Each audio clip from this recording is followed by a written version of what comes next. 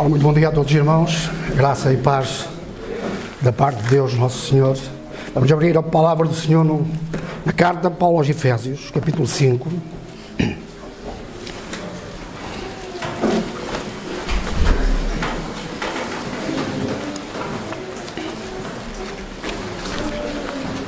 Terminámos na semana passada no versículo 2, vamos ler a partir do versículo 3 até ao 14.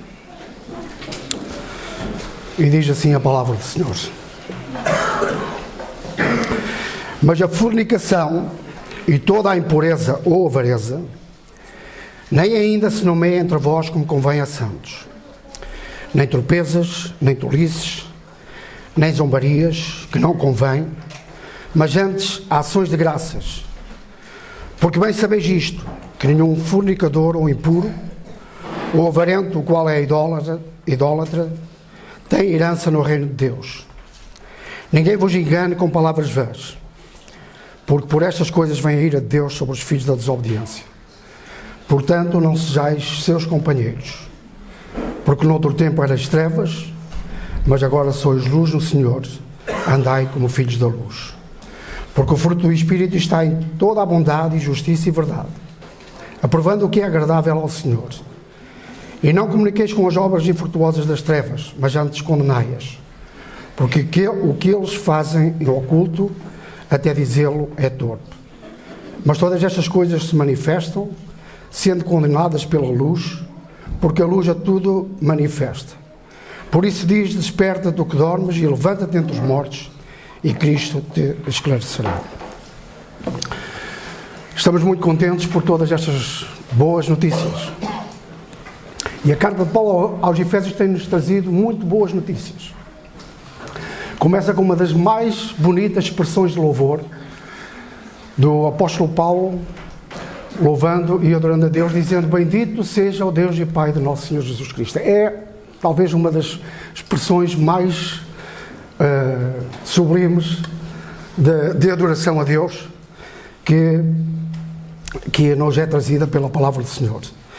E também já recebemos da parte de Deus este conhecimento, um conhecimento que nos traz salvação, e que nos diz que Ele nos elegeu antes da fundação do mundo.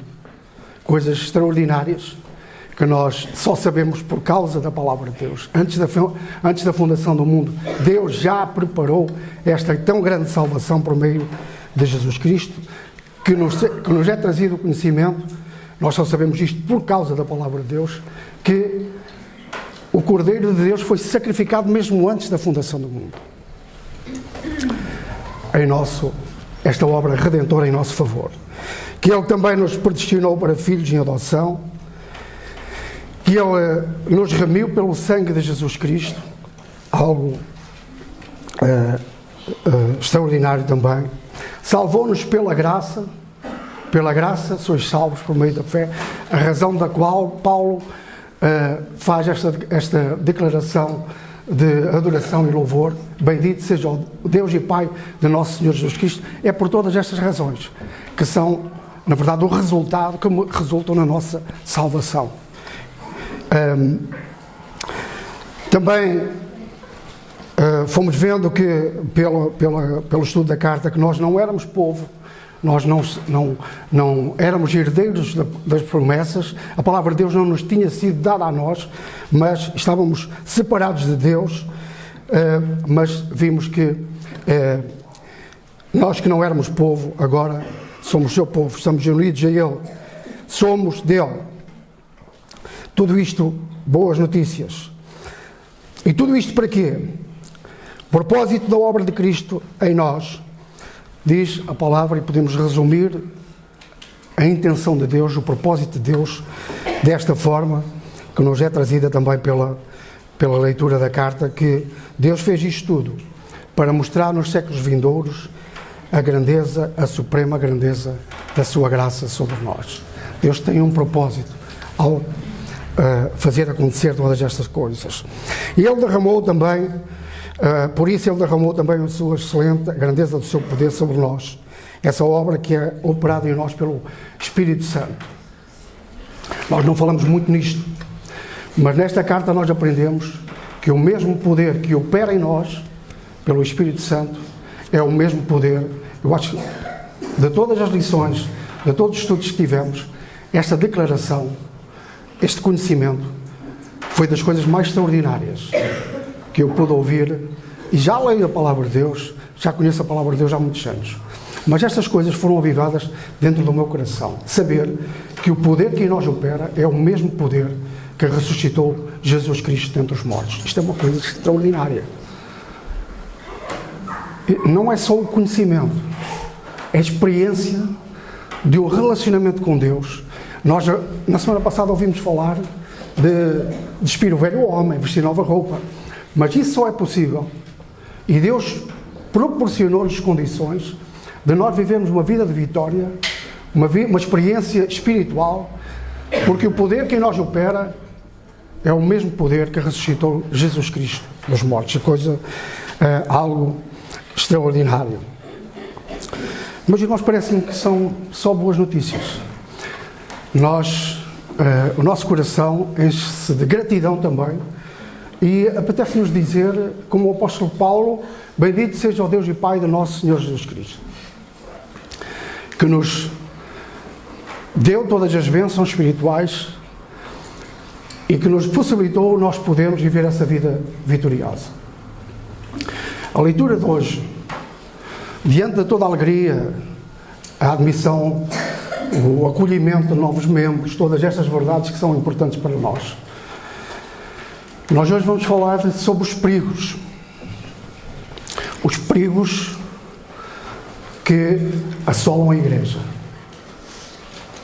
E o assunto é a imoralidade sexual. E nós podemos pensar que isto é uma coisa que já não nos afeta, por vários motivos.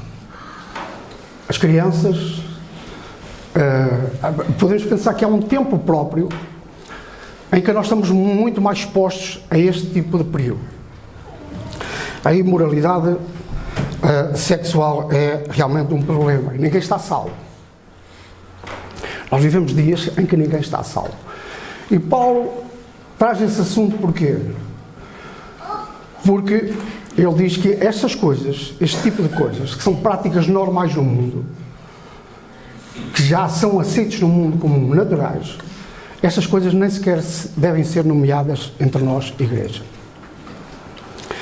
O diabo está a fazer o seu estrago. Nós hoje não temos, vamos ver algumas coisas, não temos o mesmo, não tratamos o pecado todo pela mesma bitola. E há coisas que nós rejeitávamos no passado como igreja, que hoje já não as tratamos da mesma forma. O título da nossa mensagem hoje é Vítimas ou Cúmplices? Vítimas ou cúmplices? Nós temos a tentação, isto não é uma coisa nova, de acharmos que nós somos vítimas do pecado. E essa reação, ela vê-se logo na primeira experiência, no primeiro contacto, na primeira experiência do pecado. O que é que Adão fez, juntamente com Eva? Ele quis mostrar que era uma vítima do pecado. Nós temos que perceber, então, a nossa meditação vai nesse sentido de nós percebermos se somos vítimas, onde é que nós nos posicionamos. Nós temos essa tendência de pensar que somos vítimas. A mulher que tu me deste, eu sou uma vítima. O pecado aconteceu, mas eu não tenho nada. Eu sou uma vítima. Nós temos este problema connosco, de pensarmos que somos vítimas. A semana passada fui às compras. Eu não gosto muito de fazer compras. Principalmente, há pessoas que gostam, não é? Mas eu não gosto muito de fazer compras. Tivemos que ir fazer umas compras. A Sila foi ver os preços das coisas, comprar aquilo que era necessário. E eu, é o que normalmente faço, vou para a zona dos livros. Portanto, os preços não é uma literatura que me atraia. Estar a ver preços do arroz e do feijão e dessas coisas, não é uma coisa que me atraia muito. Então fui ver os livros. E um livro despertou-me a curiosidade. O título do livro é de um autor não cristão. Eu falei com o Jonatas, nós temos que ir aferindo. Os irmãos, quando tiverem alguma dúvida, falem com os presbíteros da igreja, para perceber onde é que nós nos estamos a meter. Isto é importante. Onde é que nós nos estamos a meter? E ele diz, o autor não se sabe bem se é um autor não cristão ou não cristão. Na verdade, o livro não é contra Deus. O título do livro está lá no continente, estava a olhar para a nossa irmã, mas ela não é no continente, era no eu encontrei várias vezes, mas era no outro lado. O título do livro é Nós, os que lutamos com Deus. Um livro interessante, assim grosso, Nós, os que lutamos com Deus. E a certa altura no livro, ainda não li o livro todo, o autor, que é um Jordan Peterson, ele diz o seguinte: nós queremos compreender o bem. Eu acho que tem muito a ver com aquilo que nós estamos a fazer com a carta aos Efésios. Nós queremos compreender o bem, de modo a sermos bons a compreender o mal. Queremos compreender o bem, de modo a sermos bons a compreender o mal, de modo a poder evitar os maus. Tem muito a ver com aquilo que nós vamos falar hoje. Então, este é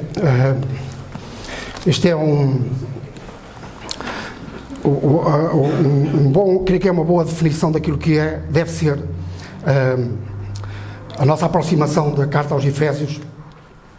Então, temos estado a ver todas estas coisas boas que Deus nos tem feito. E na semana passada nós terminámos a falar sobre deixar o velho homem, as velhas vestimentas e vestirmos de uma nova roupa. E terminámos a semana passada com o versículo 1 e 2 do versículo 5, e com este desafio: ser depois imitadores de Deus como filhos amados, e andar em amor como também Cristo nos amou, e assim mesmo se entregou por nós em oferta e sacrifício a Deus em cheiro suave. Parece que nós chegámos lá em cima. E de repente, Deus traz-nos novamente cá abaixo. Parece que estamos a subir uma escada e dá-nos Cristo como exemplo, um exemplo perfeito, a pessoa de Jesus Cristo. E no que toca ao exemplo, eu quero dizer também uma coisa. Graças a Deus, porque temos aqui muitas crianças, muitos jovens, muitos adolescentes.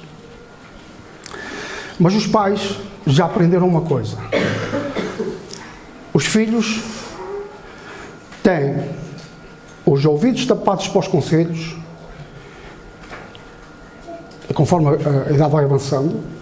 Os filhos têm os ouvidos tapados para os conselhos e os olhos abertos para os exemplos. Quem é pai sabe isso. Os filhos, quando estamos a falar do exemplo de Cristo, Deus está-nos a dar pela sua palavra. O exemplo de Cristo é para nós olharmos como um exemplo perfeito, que nos motiva, que nos ajuda a segui-lo, que é importante para a nossa carreira cristã. E esse exemplo é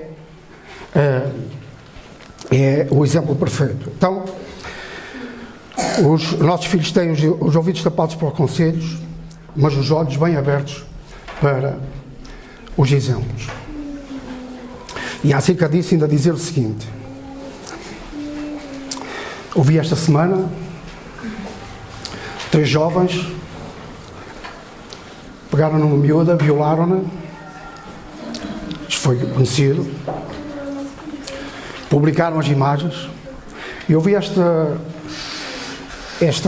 palavra num desses comentadores na televisão, que eu achei muito interessante, dizendo assim: o exemplo não é a melhor maneira de influenciar ninguém.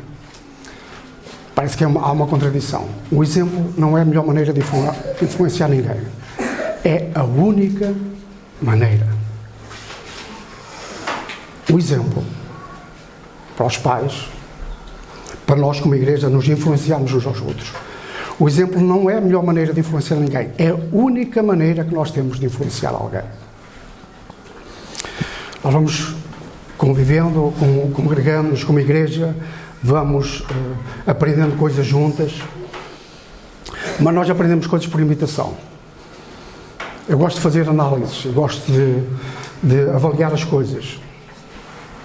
Por exemplo, já cá estou há uns anos e tenho visto a jornada da igreja. Irmãos, não especificando, mas eu olho para nós, tirando estes irmãos que foram chegando, e eu vejo filhos de crentes a terem comportamentos exatamente iguais aos pais. A terem comportamentos iguais aos pais. Em coisas muito simples. Chegar tarde à igreja. Não vir à quinta-feira. Exemplos. Não estar presente nos cultos. Essas coisas não se ensinam. Aprendem-se sem que nós tenhamos que as ensinar. É o exemplo. Então, o exemplo não é a melhor maneira de influenciar alguém, ela é a única maneira. Vamos então avançando para o texto. Então, Paulo termina, nós na semana passada terminámos com a expressão do amor de Deus, porque Cristo nos amou de uma forma sacrificial, ele entregou-se a si mesmo em oferta a Deus, em sacrifício a Deus, em cheiro suave. O verdadeiro amor, o amor puro, ele tem um perfume, ele é agradável. E de repente Paulo começa a falar de um amor mal cheiroso, nauseabundo, e tem a ver com a imoralidade sexual, um amor imundo.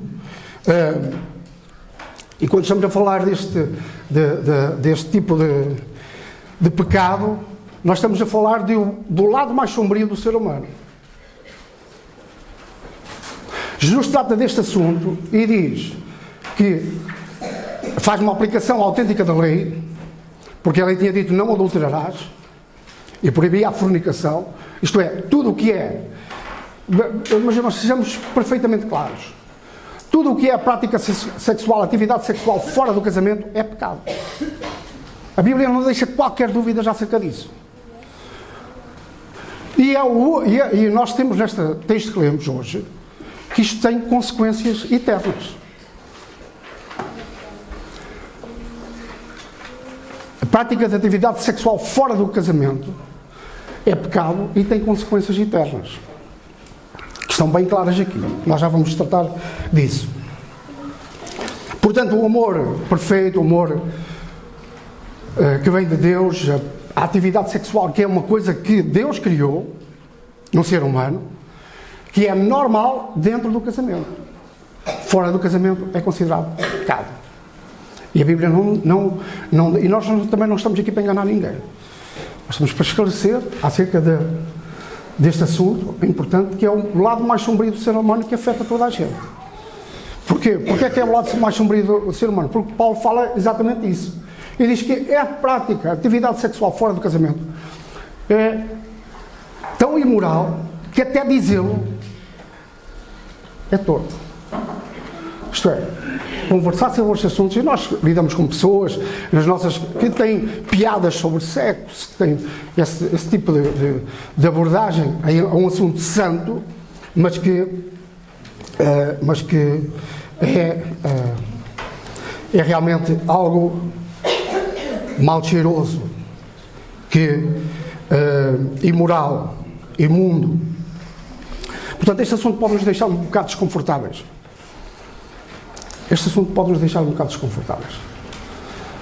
Estávamos a organizar as coisas Ontem eu disse à Sila, deixar um assunto difícil para mim. Falar sobre este assunto é um assunto delicado. Não devia ser, mas é. Porque o discurso do mundo, a retórica do mundo, não é exatamente a mesma que é aquilo que Deus quer. Deus quer. Não esqueçamos que, quando falamos de Jesus Cristo e da sua entrega, do seu sacrifício, do seu amor, o propósito de Deus e o propósito de Deus e o poder que em nós opera é para que Cristo ofereça ao Pai uma igreja pura, santa, irrepreensível. É esse o propósito. Tudo isso acontece por causa disso. Então, toda a prática sexual fora do plano de Deus do casamento é pecado. E naquilo que era os tempos em que Paulo escreveu. Nós hoje estamos bastante pior. Paulo escreveu, mas nós hoje estamos muito piores. Jesus trata o assunto da impureza sexual, do adultério, e diz o seguinte: não é necessariamente necessária a prática do ato para que seja pecado. Não é necessariamente, não tem que acontecer necessariamente a prática do ato para nós pecarmos nesta área. Porque Jesus diz, aquele que pensa ou que deseja o pecado da imoralidade sexual, ele está muito ligado à cobiça. Coisas que são muito subtis no nosso coração e de quais nós nos temos que proteger. Então, Jesus diz que não tem que acontecer necessariamente a prática do ato, a atividade do ato. Porque aquele que desejar uma mulher que não seja sua, no seu coração, já cometeu o adultério. Nós hoje estamos, só para pensarmos um pouquinho qual era o contexto de que Paulo escreveu isto era um perigo muito grande na igreja de Éfeso, como é um perigo muito grande na igreja do Silveiro, como é um perigo muito, muito grande em qualquer parte do mundo. A questão da impureza e da imoralidade sexual e do sexo fora do casamento. Qual era o contexto daquele tempo? O pecado sexual era um problema enorme na igreja primitiva entre os gentios.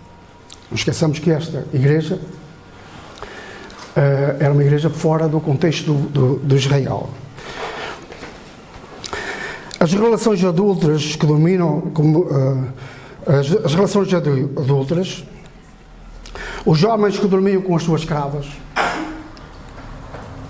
o incesto, a prostituição, os encontros sexuais nos lugares sagrados, a deusa dos Efésios, a grande Diana, era uma derivação da deusa grega Artemis, a deusa da fertilidade. O que é que eles faziam? Práticas sexuais no culto. Isso era uma coisa normal naquele tempo. E a igreja estava naquele meio. E os crentes tinham vindo daquele meio. E Paulo estava a dizer, isso parou, acabou. Esta coisa nem sequer se deve ser nomeada entre vós. Cada homem deve ter a sua própria mulher e desenvolver toda a sua atividade dentro desse padrão e rejeitar tudo o que seja fora.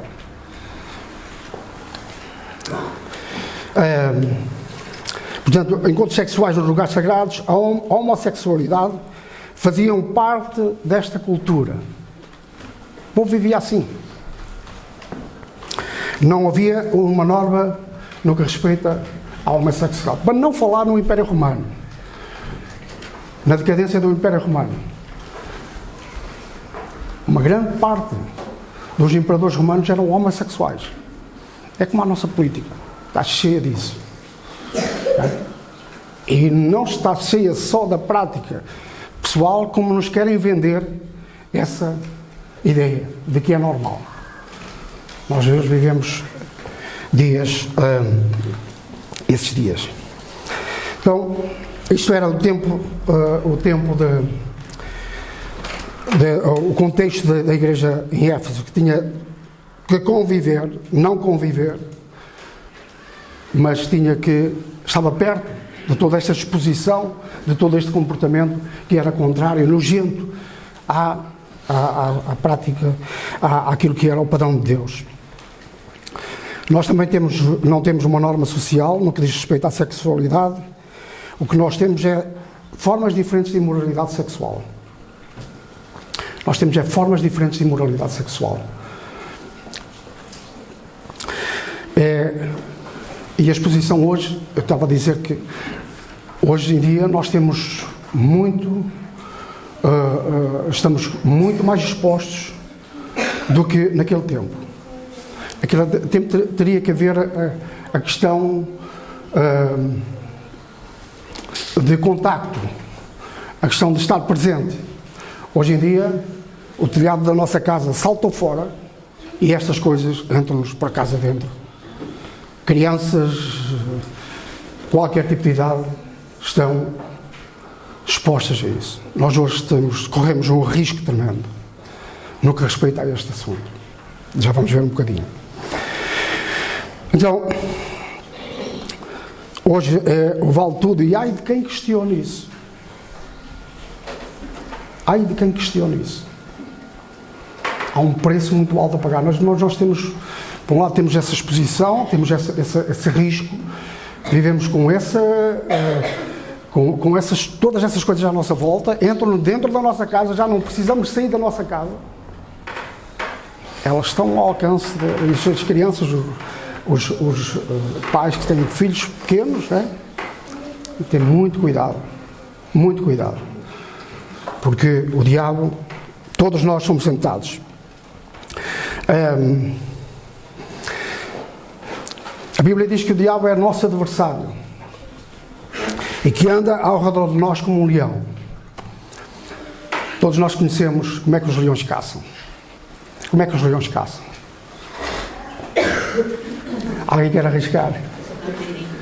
Atacam a manada toda. Isolam, eles escolhem a presa e atacam o mais fraco, o mais pequeno, o que está sozinho. A importância de nós estarmos unidos, encostados uns aos outros. Estava a falar esta coisa com o Jonatas e diz, ele perguntou-me porque é que as zebras eram listadas. Porque tem aquelas listas, não é? Se tem listas brancas com pretas, não é? Se é branca com listas pretas ou se é preta com listas brancas, não é isso. As zebras têm uma estratégia.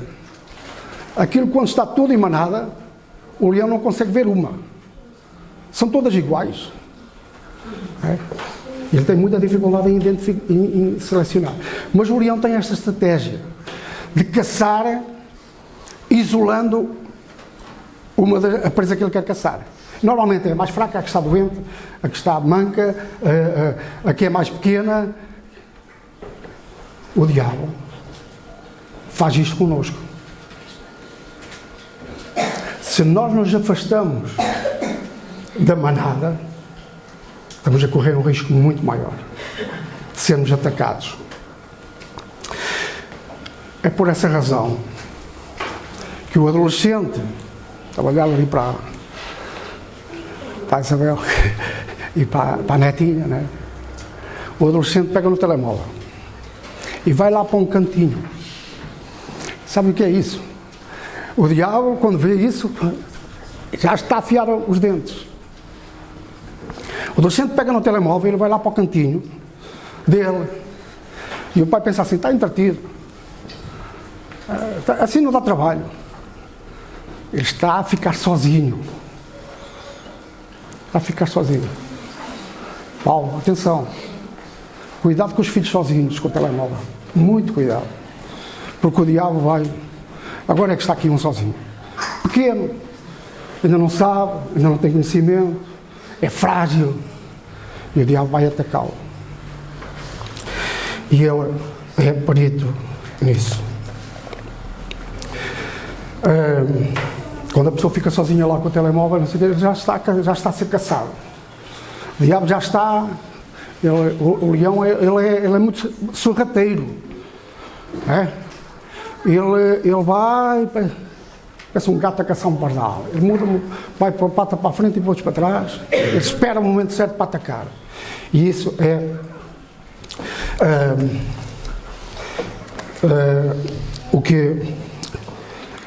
as coisas que nós devemos ter cuidado.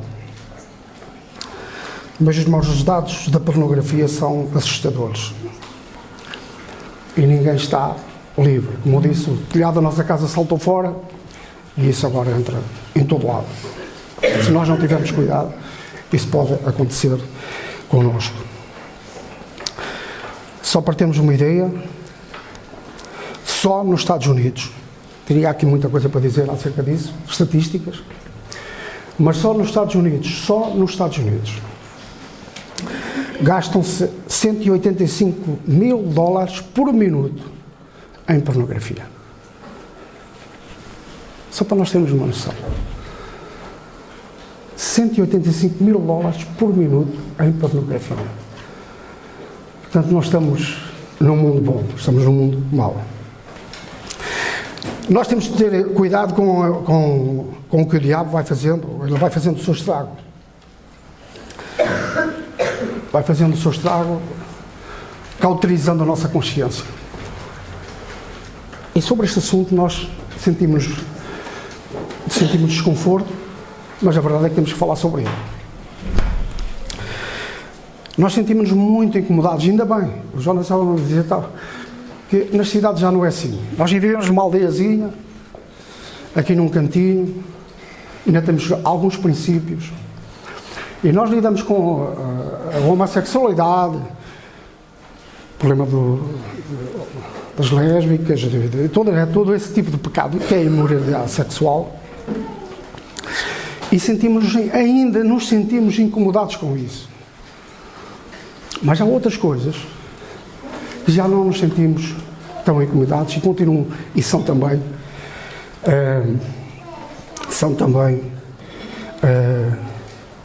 práticas que não são aprovadas por Deus. Então sentimos-nos bastante incomodados ainda com isso, coisas que até já acontecem aqui na nossa aldeia, mas o homossexualismo e todas essas coisas, mas já não nos sentimos, também discernimos, já não nos sentimos tanto incomodados com uniões de facto, com vidas que, não sendo casais, as pessoas não sendo casadas, vivem como se fossem casadas. Ora bom, eu sou do tempo em que estas coisas eram ensinadas na igreja. E isto provocava um respeito tão grande e um temor tão grande que mexia com aquilo que nós pensávamos acerca daquilo que Deus queria. Por exemplo, grande parte dos meus amigos, eles, no passado, há algum tempo atrás, quando acontecia alguma coisa, as pessoas manifestavam a sua discordância, a sua repugnância com respeito a este assunto, das pessoas viverem juntas sem serem casadas. Hoje em dia, a gente vai aí fora, quase regra geral, toda a gente é a favor disto. As razões mais absurdas são preferidas para dizer que isto é aceitável. Evita-se gastar dinheiro, as pessoas hoje chateiam-se, vão-se embora, cada um para o seu lado, já não há a questão do divórcio, todas essas coisas que são razões que são invocadas. O assunto aqui tratado por Paulo é a fornicação, impureza, cobiça sexual, e isto é, toda a atividade sexual fora do casamento é pecado. Toda a atividade sexual fora do casamento é pecado. Hoje em dia, grande parte dos meus amigos, com quem eu converso, dizem-me assim, acerca da homossexualidade: o meu filho, rapaz, se ele Se ele quiser ser, eu apoiá-lo. Vejam como as coisas têm a decadência, a depravação, a imundícia, esta coisa que é condenada pela palavra de Deus. E já vamos ver, Deus diz acerca deste assunto, quem pratica estas coisas fica fora do reino de Deus. Já vamos ver o que é que... Então toda a prática sexual, ela é fora do casamento, atividade sexual fora do casamento, ela é considerada pecado. E podemos dizer, ou pensar que as crianças estão a salvo deste problema, por causa da idade. Portanto, há uma idade própria em que estas coisas podem acontecer connosco e depois... Eu só quero chamar a atenção sem questão nenhuma. Um familiar meu tinha uma criança com 4 anos. Tem uma criança com 4 anos. Foi para a creche. Chegou a casa, há 2, 3 semanas atrás, com um desenho de 2 rapazes. Quando chegou a casa, a mãe perguntou-lhe: o que é isto? É o meu namorado. A mãe ficou com os cabelos em pé. É o meu namorado. Com os cabelos em pé. Telefonou para a instituição onde estava a criança. O que é isto? Ensinar isto à criança. Faz parte do programa. A agenda progressista. O Davis falou muito quando chegou cá a Portugal. Crianças com 4 anos. Esta criança vai, a cabeça, se os pais não tiverem cuidado, a cabeça dela vai ser formatada de forma a que isto é uma coisa perfeitamente normal. 4 anos. Ok. Saltamos. E vamos para uma pessoa idosa. Bom, o meu tempo passou, isto já não me afeta. Eu já presenciei a cobiça, aqui junta também à avareza, não é? Pessoas que viveram uma vida toda de percurso na igreja, ficaram viúvas, e porque o Estado dá uma pensão da viuvez, voltaram não a casar, mas a juntarem-se para não perder por causa da avareza, por causa do dinheiro. Os perigos são diferentes, mas nós podemos ter problema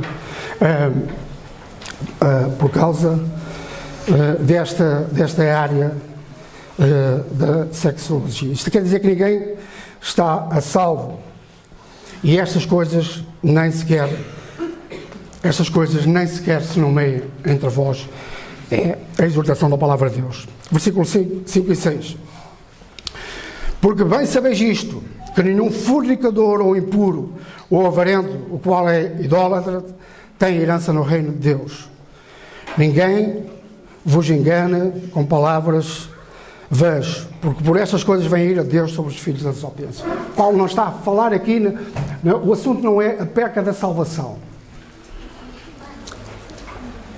O assunto não é perder a salvação.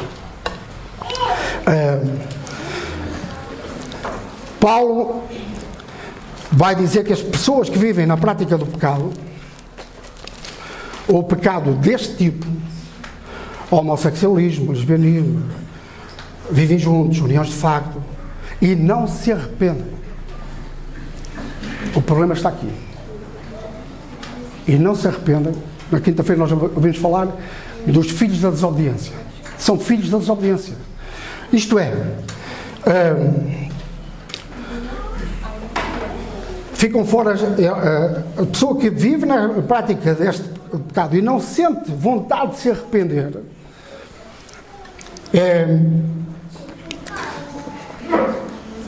ela é um filho da desobediência, nunca experimentou uma verdadeira conversão. E já vamos dizer alguma coisa também acerca disto. Nós dizemos, e bem, que todo o pecado afasta o homem de Deus. É verdade. Todo o pecado afasta o homem de Deus. Mas não é por acaso que tanto aqui como no livro do Apocalipse, Deus diz na sua palavra que os fornicadores, os impuros sexualmente, ficam fora do reino de Deus. Porquê? Porque todo o pecado é cometido fora do corpo. A Bíblia também esclarece isso.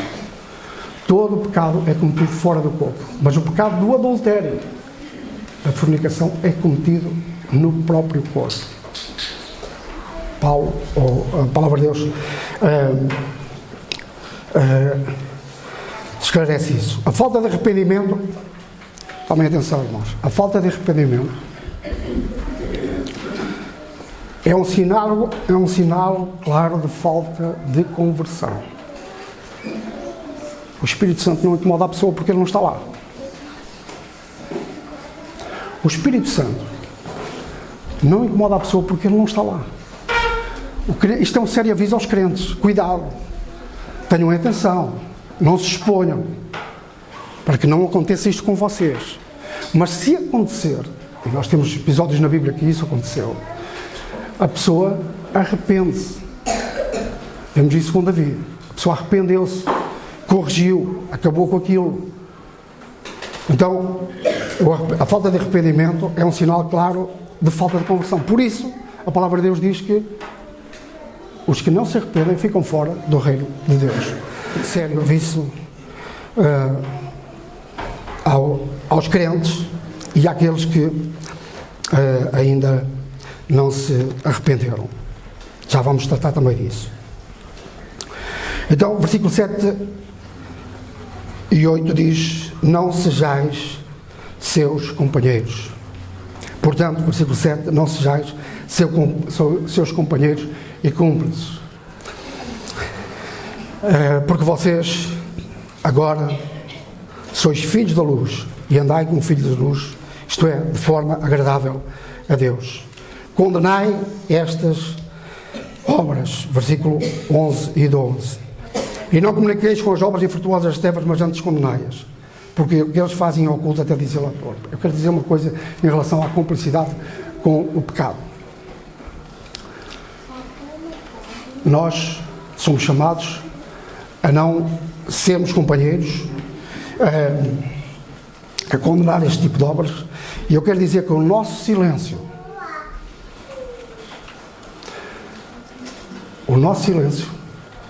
é, sem dúvida, um sinal de cumplicidade. Quando nos calamos, não estamos a contribuir nada para o bem da pessoa. A pessoa está a seguir uma trajetória de morte.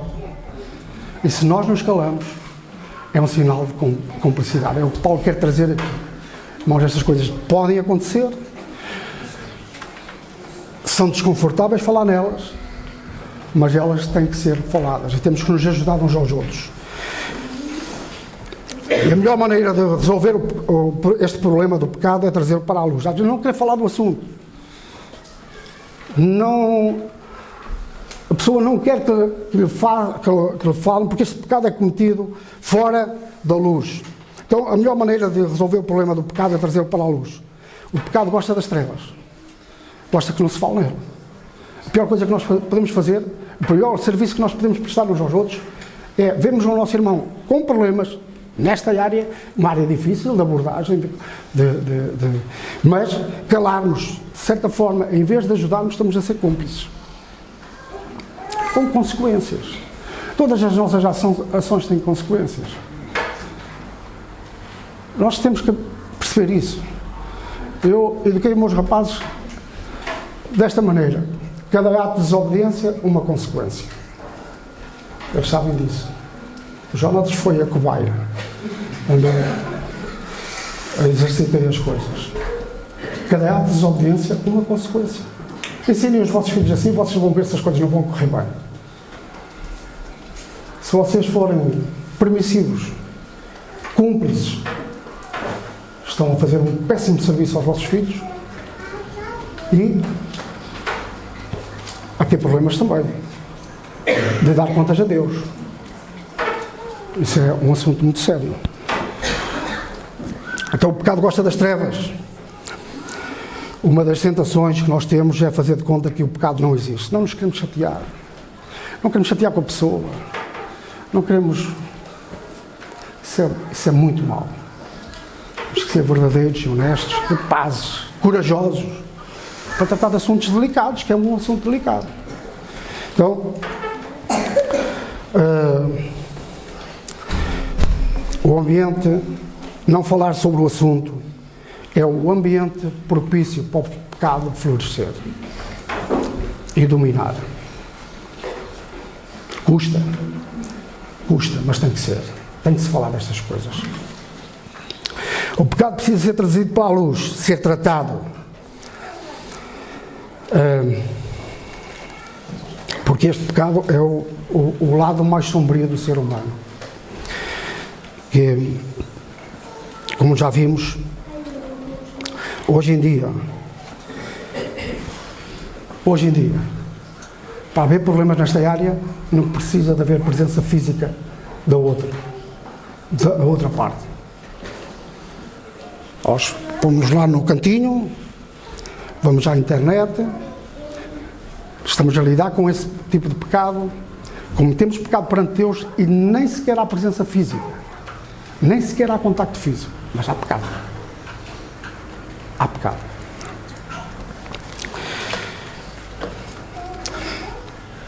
Eu não sei, eu diria que neste sentido, eu não conheço nenhum dos irmãos. Eu conheço as vossas caras há muitos anos, mas este é o lado mais escondido.